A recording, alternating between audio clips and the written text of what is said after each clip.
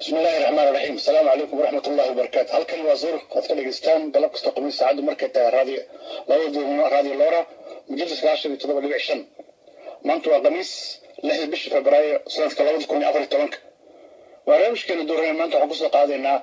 jaraayada Switzerland waxyaalaha ay ka qoreen maadaama 9 bishii Febraayo hadda soo socdo doorashada ay ka jiraan dalkan iyo wali waxa marti nooga maanta stuudiyaha wariye Yunus Xasan oo boqosho ku tagay xagga ay dalka Talyaaniga gaar ahaan goobaha dadka qaxootiga ay ka soo degaan dhibaatooyin ka dhacda Lamadush arrimaha ayaan ka hadlaynaa jaraayada wax ka qoran bas aan ku bilaabo Yunus balkawran jaraayada Swiss-ka waxyaalaha ka qoran hadda doorashooyinka dhacay maxaad ku bilaabi lahayd بسم الله الرحمن الرحيم waxaan ku bilaabi lahaa barnaamijka SVB ay doonayaan oo maasan initiative oo macnaha oo aan rabayna wax aan fasiro waxa uu yahay oo ay doonayaan dadka qaxootiga kaliya dadka Islaandarka markay soo galaan wadanka kan in loo sameeyo xad مثلا barnaamijka waxa uu yahay hal sano macnaha qofku inuu waqti loo qaban karo intuu joogay wadanka taas waxa ka wada dadka ajnabiga ah wadankan joogaya in shuruud cusub lagu soo rabo in waqti loo qabto macnaha oo leeyahay qofkani 6 bil ayuu joogayaa oo waqti loo sameeyo ama la yiraahdo waxaan u baahanahay halkaas sano مثلا kun qof oo kale ama dad xadidan ay u baahanahay kale مثلا barnaamijkaas ayaa la rabaa in la codeeyo xad socda hadii la yiraahdo marka xisbiga maadaama ku soo dawladda iyo xisbiga kale ay maxay doonayaan in loo codeeyo xisbiga intooda badan ka soo horjeedaan barnaamijkaas laakiin SVB-da iyo SVB-da ayaa barnaamijkan aad u danaynayso iyo barnaamijyo kaleba marka laakiin xisbiga SVB-da iyo kuwa midigta iyo kuwa bixi ka soo horjeedaan barnaamijkaas marka waxaan kaloo rabaa in aan ka hadlo article kale oo asna rabay in loo codeeyo oo barnaamijkan uptribing initiative ah oo macnaha markii hore farsi kharoonga ayaa wuxuu bixi jiray lacagta qofka canuga iska soo ridaya magarad marka maanta waxaa la rabaa in qolada waxay doonayaan marka inuusan mar daba usan bixino qofku uu ahaado qofka asaga mas-uul iska yahay qofkaas uu cunug dhalayo hadduu cunug qaadayo hadduu cunug iska ridayo oo asaga uusan caymiska bixin taas waa laakiin aan ka hormarina arrintan dooda ah ajnabiga oo haa iyo may loo codeynayo xisbiyada kale waxay leeyihiin maadaama heshiish aan la galnay brussel heshiiskii brussel in laga baxa maahan laakiin xisbiga SAB wuxuu leeyahay dadka ajnabiga ayaa soo batay dalkan kusoo batay waa in loo sameeyaa xad oo arrinta aan ka noqonaa saas soo maaha sabaa ka duwan barnaamijkaas waa sidaas SAB wuxuu doonaya waa saas midda kale Swissku macnaha si weyn ugu muusan jirin macnaha Europe barnaamijkan loo yaqaano si weyn muusan ugu jirin sidaa daraadeed ay waxay ku cadaadinayaan macnaha dadka qaxootiga iyo dadka macnaha ajnabiga marka dadka inay codeeyaan waa muhiim midaasaan rabaa inaan sheego naftigeeda qofku inay codeeyaan waa muhiim dadku midda kale asxaab bay leeyihiin in barnaamijka ka codeeyaan yiraahdaan macnihii u codeeyaan marka sida xisbiyada kale ay sheegayaan iyaga naftooda marka codeynta waxaa dadka Swiss baasaboorka qaatay waxaa loo baahan yahay inay arrintaa fiiriyaan maadaama aan ka mid nahay dadka ajnabiga dalkan joogo oo hadhow dadka ay dhibaatooyin soo gaari doonto laakiin dadka qaarkood waxay leeyihiin maadaama dad muslim aan ahayn la codeeyo maahan arrintaa fiiridaas u aragtaa waa barnaamij kale oo macnihii waxaan u arkaa barnaamijkaas waa barnaamij la yaab leh qofku inuu codeeyaa waa muhiim hal codkaada waa muhiim in la ogaado inkay dadka ka codeeya macnaha in la ogaado waa muhiim barnaamijkan wuxuu saameyn karaa dadka Soomaalida dadka muslimiinta dadka oo dhan uu saameyn karaa oo qaxooti iyo isugu jiro iyo dad oo meesha u soo shaqo tagay waxa macnihii oo معناها مهم إن العودة قف العودة ومهم قف البصعب ولا ساحب ولا وين وكل دولة وشجع وحني إني معني إني دتك الصومالي إنك مستقبل أما هذيك قف كسي سامي كران معناه سويس بصورة الكواس. وكهذا مدام ديجان هل كان ديجان ماشي عن جملة يتحكم قالوا وإن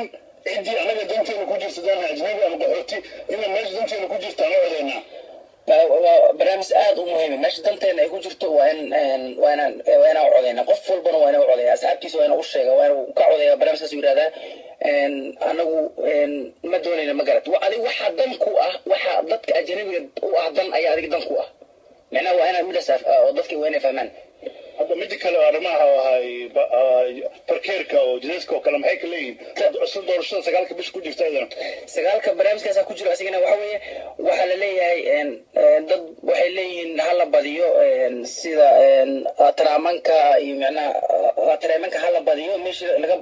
أدو بتين باورت يمعنا مركب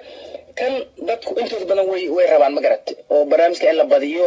وضدكو هلان وحنا مهم فلدي وحلو يقانو أما مهم إن ديجان كأي مهم لكن أنا كهذا في الحزب فولكس برتايا ما حزب أجنبي كسر جد علوية أنت هندير لبديو وحلو بدني ما دام أجنبي بدرك أو سوق له أيجا سبوه inay dadka ku yareeyaan taraamada iyo gawaarida la raacayo magaalada ay buuq ka dhigaan wuxuu leeyahay haddii dadka ajnabiga la xadido ma loo baahan doono taraamada ama tariimada la raaca taa maxakadada waa arrin la yaab arrintaas laftigeeda waxa weeye waxa barnaamijkan muhiimadda koobaad dadku intooda badan meel badan oo akhriya ay sheegayaan هيتا waxaa laga yaabaa inuu tigidhka uu dhinmo oo wax badan ay raqiis noqdaan markii hadda tigidhku uu qaali yahay oo wax ka sii qaali yihiin inuu macnaha inuu noqdo raqiis marka dadka kan barnaamijkan online intooda badan dadku waxay u arkaan inay tahay fortile macnaha inay tahay inay u fiican tahay dadka inuu fiican tahay magarata dadka oo dhan mid kale ayaan doorasho kale ay jirta sagaalka bisha dhaceed oo kale degmadan Zurich stad presidentaha ayaa loo ololeynaya arrintaas jaraadada wax ma ka soo fiiriyay barnaamijkaas waa si fiican horto barnaamijkaas wuu jiraa laakiin wax fiican ma ka diyaarin barnaamijka laakiinse barnaamijkaas laftigiisa waa muhiim ma garatay maadaama aan waddankan deganaanay ama meeshan aan deganaanay waa muhiim inaan wax walba aan la socono midda kale in mar walba qofka uu la socdo waxa magaaladiisa ka dhacaya xaafadiisa ka dhacayo waa wax muhiim ah qof kastana muhiim u ah ma garatay dadku intooda badan waxaa laga yaabaa in si kale loo tusamo loo arko laakiin ujeedadu waxaa waaye adigu maadaama aad joogto dhul gaala ah dantaada meesha ay ku jirto inaad aadaan qof ha noqoto qaniis ama ha noqoto ama mid dumarka isku taga ama ha noqoto qofku mar hadduu gaal yahay adigu tii dantaada ku jirto in loo codeeyo ayaa leedahay sooma absolutely waa muhiim ma garatay meeshaan ku noolnahay waddankeena waana kasoo tagnay waxa muhiim noo ah meesha tan danteena meesha ku jirto inaanu mar walba aan mataqaana aan u codayno mid kale waa inaan fahanaa oo aan baranaa oo aan akhrinaa ama aan dhageysanaaba taas ayaa muhiim ah magarata oo aan ka codaynaa dadka anaga lidiga nagu ah magarata ama dadka qaxootiga ama dadka soo galoodka lidiga ama xasab aday lidiga ugu taa magarata marka waxay jira qolooyin inta baasaboorada qaateen bulshada tashwiish iyo tuhun ku riday oo loo caday qolooyinkaas ma habboona sida markay afta iyo beeda haysteenna ayagu u ololeynay in baasaboorka qaataan kuwana kuwii ka dambeeyey tuhun iyo barnaamijyo ku riday qolooyinkaas maxaa kuula talin lahayd waan naftarkay waan arkay dad macnaha barnaamijyadaas macnaha ka shaqeynaya laakiin qofku horta waxa laga yaabaa ka shaqeynaya inuusan aqoonin wax badan meeshaan ka garanayn qofku inuu luqadda horta yaqaana waa muhiim magarata waxa uu sheegayo oo dadku cabsi gelinayo macnaha ma yaqaan ba asiga naftigiisa marka waa inuu fahmaa ama uu dadka weydiiyaa si macnaha faa'iidada ay leedahay dadka loogu sheegaa macnaha magarata marka qofku inuu argagax lagu abuuro macnaha muhiim ah qofku inuu codeeyaa waa muhiim taas bas aan sheegayana magarata maxaa kaloo kamid ah jaayada indhaha kusoo dhufatay maadaama ogahay inaad safar ku tagtay dalka talyaaniga gaar ahaan magaalada Lampedusa ay inta badan dadka qaxootiga ay ka soo galaan xagga xuduudaas talyaaniga iyo wadamada North Africa oo dhibaatooyin badan ay ka dhaceen sanadkii hore dad badan ay ku dhinteen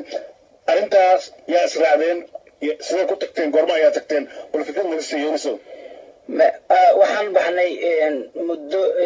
isbuuc kor waxaan baxnay 29 bishii koobaad ayaan baxnay anaga oo afar qof ka kooban macnaha magaalada Tansuuri ka socono oo macnaheedu dad group macnaha ururo macnaha matalayno meesha marka tagnaamaba idaacadatan marka waxaan ka bilownay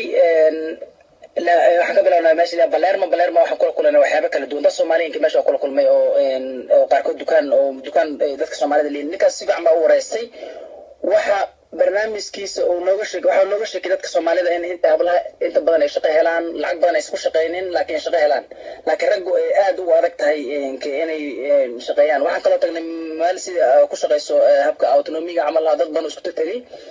oo macnaha oo active ah marka dadkaasina ayagana marka u tagnay meesha dhibaatooyin badan ay dadka cabanayaan dadka qaxootiga oo dhan markaan eego ku qaas ma ahan dadka Soomaalida magaalada Palermo markaan joogay waxaan kale u sii gudubnay magaalada Lampedusa waa jasiiradda Lampedusa la yiraahdo meesha markaan tagnay waxaan uga qayb galinay kulankaas oo ay soo abaabuleen dad gurbi aad u kala duwan oo isaga kala yimid Oraba oo dhan marka waxaan xuquuq insaanka iyo bulshada saacida oo ay leeyihiin ma fiirsan karno in Oraba xuduudada ay ku dhintaan sanad kasta kumaan kun Afrikaan oo arintu waxa laga qabtaa taas ay lahayd Soomaaliya waa barnaamijka waa sax Afrika kaliya naftigeeda ma waayeen dadka soo galay inka Carab ku jirta dhibaatooyin badan wuu jiraa laakiin barnaamijka waa sax u sheegtay Bashiro laakiin kulanka meesha waxa looga hadlayay inta waxa ka soo aawashay naagta islaanta madaxda ka ah macnaha magaalada Lampedusa oo waqti weyn ay naftigeeda ku bixisay oo aan la kulanay meesha waxa looga hadlayay waxa kamid ah inaysan Orabo dhan ay barnaamijkaas xilkaas wada qaadaan aysan qaadin oo kaliya Lampedusa oo macnaha wax walba aysan mas'uul ka noqonin dad meesha waxa ku dhintay inkay ku jiraan dad Soomaaliya fara badan oo 600 gaarayo macnaha inkay hada xisaabtii ma hayay laakiin dad ku dhintay waxa la soo bandhigay dhowrkii sano oo la soo dhaawacay wana la soo dhaafay marka muhiim ay ahayd inta dadka qaxootiga dhan ay muhiim u ahayd waxa ka soo baxay barnaamijyo aad u tiro badan midda kale waxa laga hadlo kaliya wax kamid ah dadka macnaha meeshaas looga soo qaado gacmaha faraha looga soo qaado oo ay satiikin Oraba ay satiikin Italian aysan u haynin macnaha waxyaabo badan aysan ku haysanin oo dhibaatooyin badan ay tahay marka in dadka loo furo qof walba oo ku noolaada meesha uu doonayo waxay kamid ahayd waxyaabaha lagu soo bandhigay jaartarka ama se kaarta oo meesha lagu saxiixay ay kamid ahayd waxa kale oo macnaha shaqooyinka wuxuu socday 3 maalmood oo waxay ahayd shaqo aad u adag subaxii 9 ilaa 9 habeenimo ay dhamaanaysay jasiiradda dadka degan waxa way aad bay u giin barnaamijka oo la socdaan waxa degan meesha dad yar oo aad u banayn waxay dadkaas u leeyihiin 3,000 ayaa lagu qiyaasaa laakiin waxa ku qoran internetka 5,000 marka dhamaantood way is yaqaanaan kaga daranta oo waxa weeye waa dad barnaamijka aad u socda waa dad deegaan yar degan oo meelaha ka kulumaysta laakiin dhibaatooyin ku qaba dadka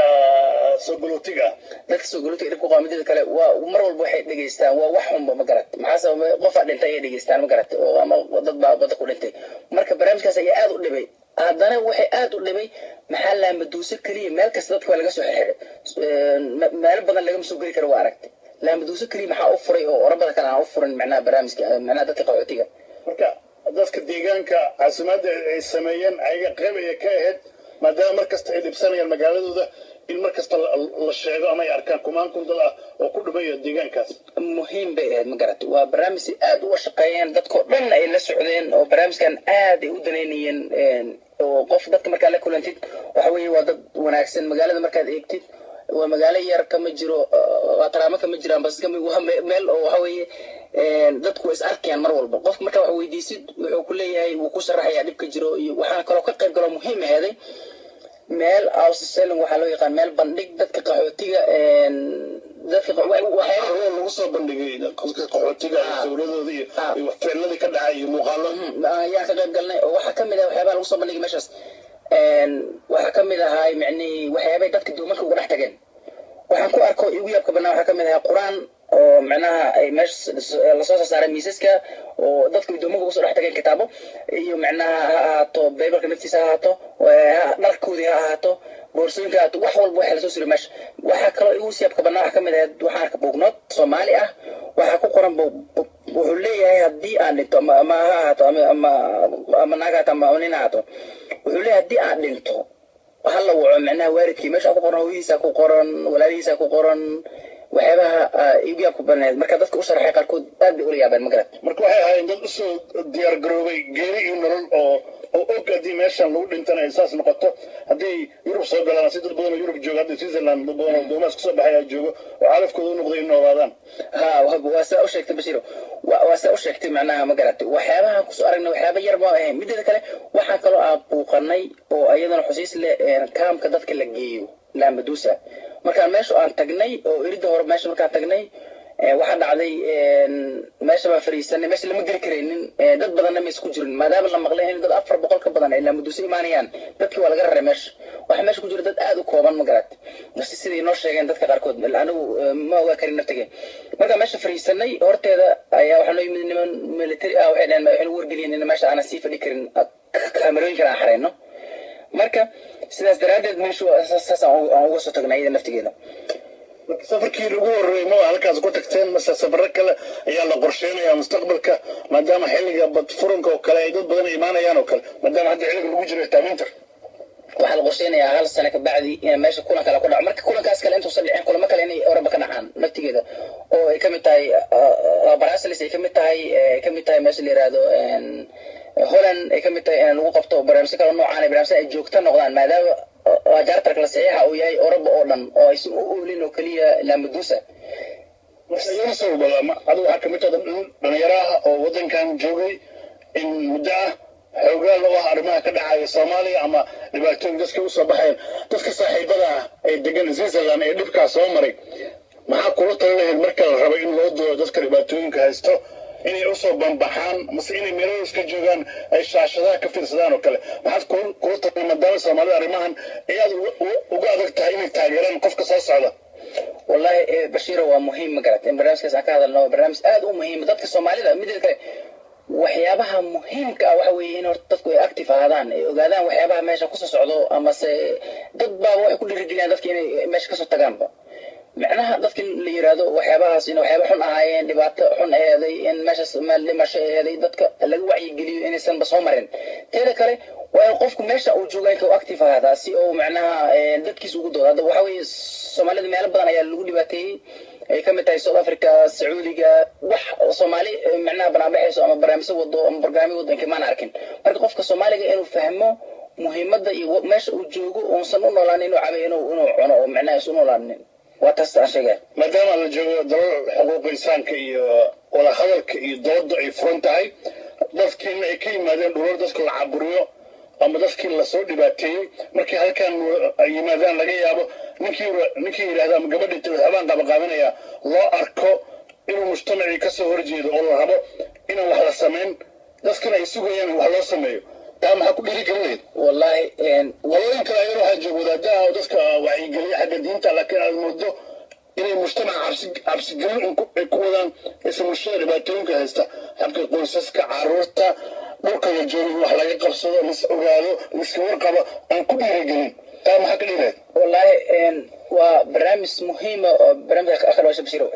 برنامج كان حق علماء ذاتك وعي جلسوا هذا كور برنامج أنا قبل جلجرتي أو مقالة تصوير كان عم بواجه اللي جوجينا يعني من عرضها مساجد كده dadka ka soo qayb galay waxa u banaayay intooda badan dad muslimiin ma ahayn macnaha dadka muslimiinta masaajidda jooga wadaadadii ma iska soo qayb galin waxayna macnaha waana muhiim in qof ka banaan baxa dhibaatada lagu hayo amase waxyaaba ila meesh waa dimuqraadiyada ka jirto waxa weeye cod baa leedahay waa shii karta wax aragti marka waa muhiim marka qofkii wax abaabulayo ama barnaamij abaabulayo waa muhiim bay u tahay bulshada Soomaalida oo dhan waxa ku soo koobaya waxa weeye dad جروب ير أو ولي بلا شرعي أو إثيوبيا يا سد حبنا بحر كقبتين سويسك أيام تلو لبعتين هيدا كودا سعودية عربية تذكر سومالي ده غاركود دوكمنتي هستان أنتوا بدنا غاركود شقيستان وبرنامج في عنها هستان وحوي ننسى بحي ما نمكن إنك وحقرتك أنا والجود عايدين يا مقرات أمو حل مقدرات سوقات أمو حبوس مسنية مركب قف واحد جرو نقن كنا كمان الشخصيات بدنا واحد جرو بالشغل الدوري وعن قصة بعد كنا عبد الله قلمه وكله وإن بدنا حوجي سارين شيء فرلوفنا وحلا قبضلو حتى قعنتيس فرتيس أقوي مركا قفكي مجتمع حتى أدوري قفك وحان ربعين اللي بيرجلو عمل وسع في قدس مركا حنا جيري قسكينا قرتان هذا أدو حقا قاعد هاتسن إذ حقا كورا هذين إذا ملا دولك الجوغان ودولك ديمقراطية سيسا الله نقله قفكو كهلا محا معقولة هن إذن دينت إدقن كان أن لقتين صح ومهم قرأت dadku waxa weeye meeshatan wax ka soo xurba u tahay waxa baan ay xor u tahay macnaha oo ninka sheegaysi waa muhiim barnaamij badan oo sameeyay dad badan barnaamij badan sameeyeen hadda kadib dad badan ay sameeyaan laga yaaba marka waa in laga hortaga oo aanan macnihi qofka ka hor imaana waa in laga qabtaa macnaha oo dadka qofkii horumar sameeynayo lagu taageero horumarka oo sameeynayo waa barnaamij muhiim ah midida kale bashiro wadanka aan joogno waa in wax ka sameysana anaga taas ayaa muhiim ma garat aad badan ma santan kaasoo Yunus Xasan oo kamid ah wariyaasha ku soo biiray Radio Lora kana shaqeeya xagga arrimaha xuquuqda insaanka iyo dhiirigelinta dadka Soomaalida wuxuu booqasho ku tagay dalka Talyaaniga gaar ahaan magaalada Lampedusa oo ah meelaha ay dadka Soomaaliyeed ka soo galaan wadamada North Africa oo halkaas indhiis ku soo arkay dhibaatooyin halka ka taagan waxaan jeedin doonaa toobada soo socda in halkan ka soo deedo doono maqaalo oo halkaas ka soo duubay Yunus halkani waa Zurich iminkana ku soo dhawaada heesta Xasan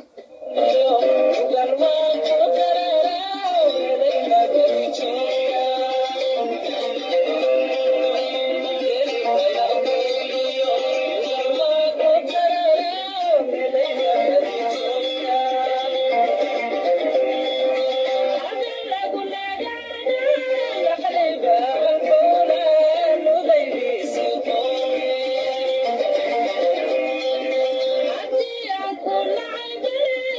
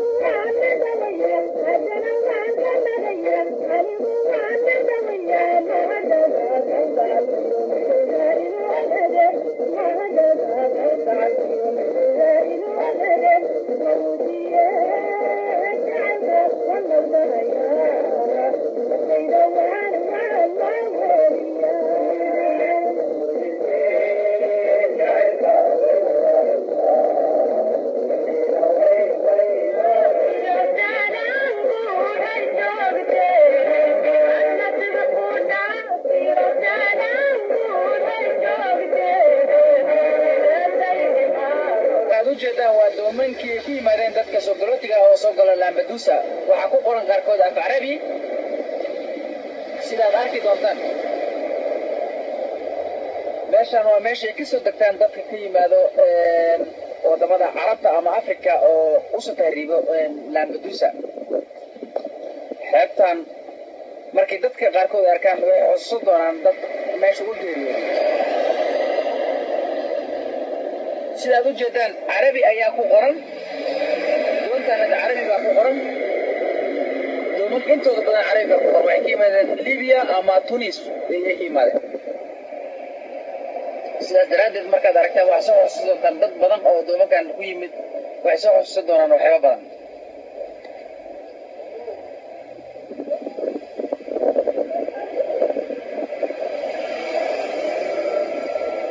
Hassan Radio Lora Lampedusa